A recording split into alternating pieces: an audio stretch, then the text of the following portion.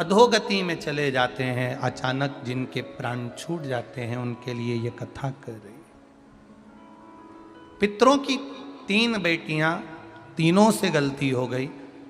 आप शिव मंदिर में जाएं, कोई गलती ना हो, जल चढ़ाएं, मना नहीं, छींटा ना लगे, धीरे धीरे चढ़ाइए। और एक बात अच्छे से ध्यान में रखिएगा, शिव मंदिर से जब भी वापिस आए, जल चढ़ाकर अपना फर्ज पूरा अदा कर कर। फर्ज से मतलब जब शिव मंदिर से वापिस आए, जो पत्ती, बेलपत्री, फूल शिवजी पे चढ़े थे वो नीचे शिवलिंग पे से नीचे गिर गए हों। एक शिवलिंग रखा है, लाना मिट्टी वाला, लाइए जरा उठा के।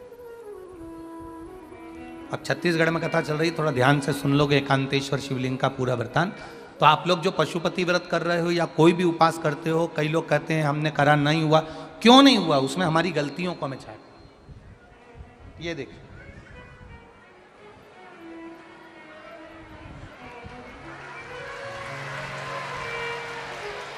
अब जैसे ये शिवलिंग रखा है, आपने जल चढ़ाया, अब जल आप यहां से चढ़ा रहे हो तो धीरे धीरे धीरे धीरे चढ़ाएं, जिससे छींटे बाहर ना, यहां तक छींटे रहे ना, जलाधारी तक चलेगा, बाहर ना गिरे। और एक बात का स्मरण रहे, यदि बेलपत्री, फूल, पत्ती जल चढ़ाने के बाद ये सब अगर नीचे गिर जाए, जलाधारी पर गिर गया या नीचे उतर गया, तुम्हारा पूरा जल चढ़ जाए, तुम्हारे पास में चंदन नहीं है, अबीर नहीं है, गुलाल नहीं है, कुछ भी नहीं हो, तो भी अपने हाथ की 3 उंगलियों से रेखा 3 खींचकर और फिर जो माला आदिकादिक भगवान की रखी थी, उसी से भगवान का वापिस पूरा श्रृंगार कर कर फिर वापिस आइए, भगवान को पूर्ण श्रृंगार।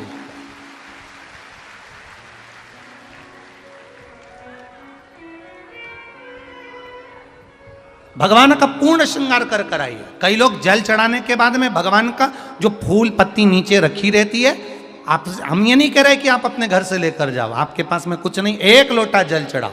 जल चढ़ाया, जो फूल पत्ती नीचे रखी हुई है उसी को उठाकर, उसको रखकर, उसी फूल से भगवान का खूब सुंदर श्रृंगार भगवान का कर कर फिर आइए। क्यों? शिव का जब हम श्रृंगार कर कर आते हैं, माता पार्वती जी ने देव अधिदेव महादेव का श्रृंगार किया है, आप लोगों के स्मरण में होगा। राम जी ने माता जानकी का श्रृंगार किया है। रामचरित सुनिए कथा, रामायण सुनिए, आप लोगों ने रामायण सुनी होगी, तो उसमें माता बैठी हैं शिला के ऊपर और भगवान राम उनका श्रृंगार कर रहे हैं। एक कौवा आता है, वो चोंच मार कर जाता है, ये सारा वृत्तांत आप लोगों ने श्रवण किया है। तो राम जी माता सीता का श्रृंगार करते हैं, भगवान कृष्ण राधा जी का श्रृंगार करते हैं। केवल एक देव अधिदेव महादेव की कथा ऐसी है जिसमें पार्वती जी शिव जी का श्रृंगार करती है। शिव का श्रृंगार किस लिए? क्यों? कहा जल चढ़ाने के बाद वहीं पर पड़ी हुई पत्ती से, फूल से, जो चढ़े हुए फूल हैं, चढ़ी हुई पत्ती है, चढ़ा हुआ निर्माल्य है, जो भी शिव जी का है, उसी को धोकर वापिस भगवान का श्रृंगार कर कर आना चाहिए। किस लिए? कि हे भोलेनाथ, जब मैं इस संसार सागर से जाऊं, अखंड सुहाग लेकर पूरी श्रृंगार कर कर इस धाम से जाऊं, ऐसी कृपा बना। जो पढ़ाओ, जो पढ़ाओ, चंदन नहीं है, हाथ से चंदन का स्मरण होना चाहिए। नहीं है हमारे पास लगाने को रोली, मोली, चंदन, जो भी आपके पास में, अबीर, गुलाल नहीं, अपने मन का गुलाल लगाइए, अपने मन का हृदय से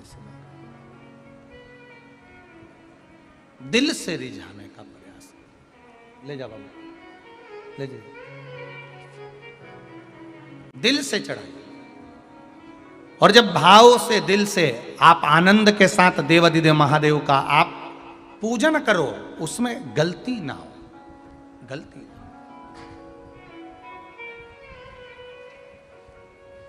देखिए, पितरों की 3 बेटियों को श्राप लग गया। श्राप क्या लगा? तुम्हें पृथ्वी पर जाना पड़ेगा, मृत्यु लोक में जाना पड़ेगा, और तुम्हें मृत्यु लोक में जन्म लेना पड़ेगा। मृत्यु लोक में जाना पड़ेगा और तुम्हें जन्म लेना पड़ेगा। अब दुख आ गया।